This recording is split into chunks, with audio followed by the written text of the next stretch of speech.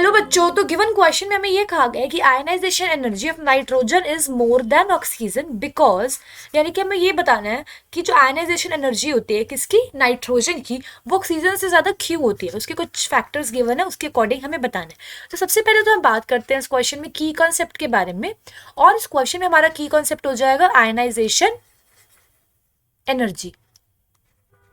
ठीक है, अब सबसे पहले हम ये देखते हैं कि आयनाइजेशन एनर्जी क्या होता है।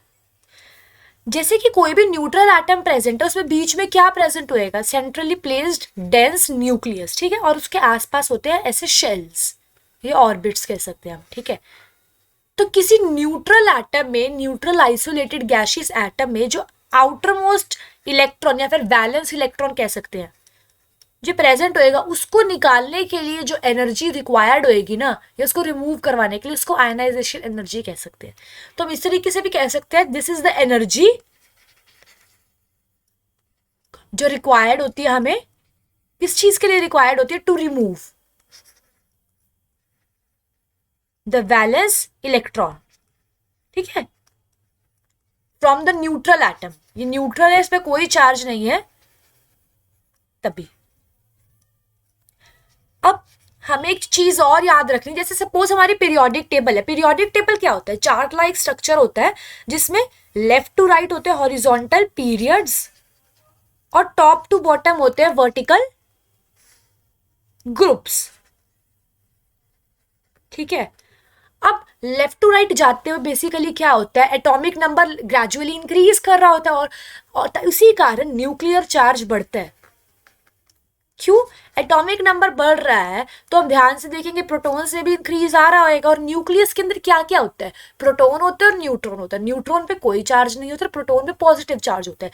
इसलिए लेफ्ट टू राइट जाते हुए जैसे जैसे एटॉमिक नंबर बढ़ रहा है, न्यूक्लियर चार्ज भी क्या हो रहा है, इंक्रीज कर रहा है। न्यूक्लियर चार्ज क्या होता है, पावर, इसकी, इस न्यूक्लियस की ताकत इलेक्ट्रॉन को अपनी तरफ खींचने की।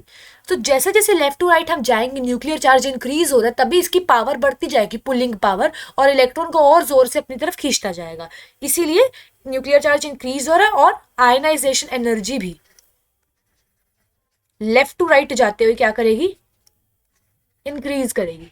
Bye, because left to right जा रहे हैं, न्यूक्लियर चार्ज बढ़ रहा है, इलेक्ट्रॉन को अपनी तरफ खींच रहा है, तो इस इलेक्ट्रॉन को हमें रिमूव करवाने के लिए एक्स्ट्रा एनर्जी नहीं लगानी पड़ेगी, इसीलिए। अब टॉप टू बॉटम अगर हम ग्रुप्स में देखें भी इधर कैसे हो रहा है, तो टॉप टू बॉटम आते हुए ना नंबर ऑफ शेल्स बढ़ रहे होते हैं हर एक पर्टिकुलर एटम में, नंबर ऑफ शेल्स इंक्रीज। इस इंक्रीज के कारण क्या होता है, डिस्टेंस बढ़ जाएगा। किसके बीच का डिस्टेंस, डिस्टेंस बिटवीन न्यूक्लियस और एंड इलेक्ट्रॉन, जो आउटर मोस्ट या वैलेंस इलेक्ट्रॉन, तो मतलब इनके बीच का डिस्टेंस बढ़ता जाएगा, क्योंकि शेल्स बीच में आते जा रहे हैं टॉप से बॉटम आते हुए, जिसके कारण जो बाहर का इलेक्ट्रॉन होगा ना, वो इजीली रिमूव खुद से ही होना चाहेगा। कोई न्यूक्लियस का इतना ताकत नहीं लग रही होगी उस पर, इसलिए ना हमें इतनी आयनाइजेशन एनर्जी लगाने की जरूरत पड़ेगी ग्रुप्स में। इसीलिए इस ग्रुप्स में टॉप टू बॉटम आते हो, आयनाइजेशन एनर्जी, जिसकी शॉर्ट फॉर्म हमने लिखी है आई, आयनाइजेशन एनर्जी, ये डिक्रीज होगी। इस तरीके से करते हैं। अब हमें क्वेश्चन में क्या किया मैंने, सबसे पहले वो देखते हैं, नाइट्रोजन और ऑक्सीजन। नाइट्रोजन होता है ग्रुप 15 में, और ग्रुप 16 में प्रेजेंट होता है ऑक्सीजन। इस तरीके से इधर नाइट्रोजन, इधर ऑक्सीजन। अभी हमने एक ट्रेंड देखा कि लेफ्ट टू राइट जाते हुए आयनाइजेशन एनर्जी क्या करती है, ionisation energy short form I increase करती है, जिसका मतलब ऑक्सीजन की ज्यादा होनी चाहिए आयनाइजेशन एनर्जी नाइट्रोजन से, पर ऐसा नहीं होता। वाई, हम इधर लिखते हैं इलेक्ट्रॉनिक कॉन्फ़िगरेशन दोनों की।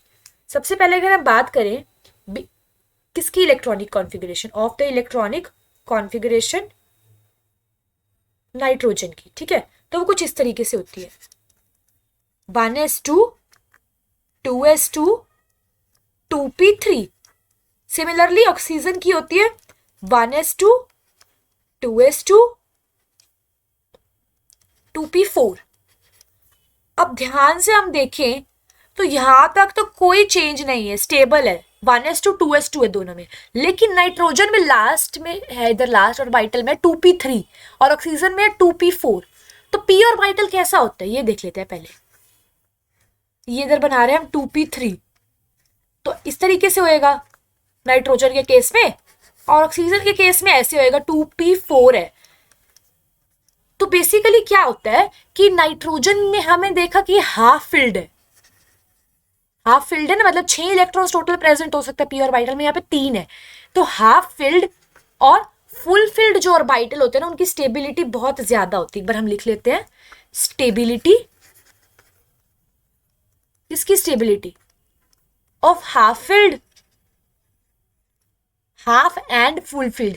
मतलब जब भी ऐसा केस आएगा ना कि हाफ फिल्ड ऑर्बिटल दिख रहा है हमें, फुल फिल्ड ऑर्बिटल है, पूरा फिल्ड है, फुल फिल्ड, उनके केस में जो स्टेबिलिटी होएगी ना वो बहुत ज्यादा होएगी। ठीक है, मोर लिख सकते हैं, इट इज वेरी मोर, या फिर हाई लिख सकते हैं। ठीक है, क्यों होती है ये ज्यादा? क्योंकि जब भी ऐसे हाफ फील्ड या फुल फील्ड का केस आता है ना, तो सिमिट्री आ जाती है, बिकॉज ऑफ गुड सिमिट्री। क्योंकि हम देख ही सकते हैं ऐसे होता है जब 3 इलेक्ट्रॉन्स प्रेजेंट होते हैं, हाफ फील्ड ये हो गया, और फुल फील्ड होते हैं इस तरीके से, भी सारे 6 के 6 इलेक्ट्रॉन्स प्रेजेंट है, तो सिमिट्री आ गई। और साथ ही साथ एक्सचेंज एनर्जी ऑफ इलेक्ट्रॉन्स, जब इलेक्ट्रॉन्स का एक्सचेंज हो रहा होगा उस टाइम की energy, exchange energy of electrons का फैक्टर आ जाता है इधर, जिसके कारण यहाँ पे स्टेबिलिटी बहुत ज्यादा होती है हाफ फील्ड में और फुल फील्ड में। अब स्टेबिलिटी ज्यादा है तो इलेक्ट्रॉन रिमूव करवाने के लिए हमें ज्यादा एनर्जी चाहिए, इसीलिए नाइट्रोजन के केस में जो आयनाइजेशन एनर्जी है वो ज्यादा होती है ऑक्सीजन से। ये हम आयनाइजेशन एनर्जी IE के बेसिस पे कंपेयर कर रहे हैं। ठीक है, because of stability of half and full field और उनकी स्टेबिलिटी के कारण। सो नाउ अगर हम करेक्ट ऑप्शन मार्क करें तो वो हो जाएगा हमारा B option, half filled p orbital are more stable. तो एक बार हम अपना फाइनल आंसर भी लिख लेते हैं इधर लास्ट में, जो कि हो जाएगा ऑप्शन बी। इसी कारण नाइट्रोजन की आयनाइजेशन एनर्जी भी ज्यादा होती है ऑक्सीजन से, और ये एक्सेप्शन है। So now I hope you all understood this question. All the best.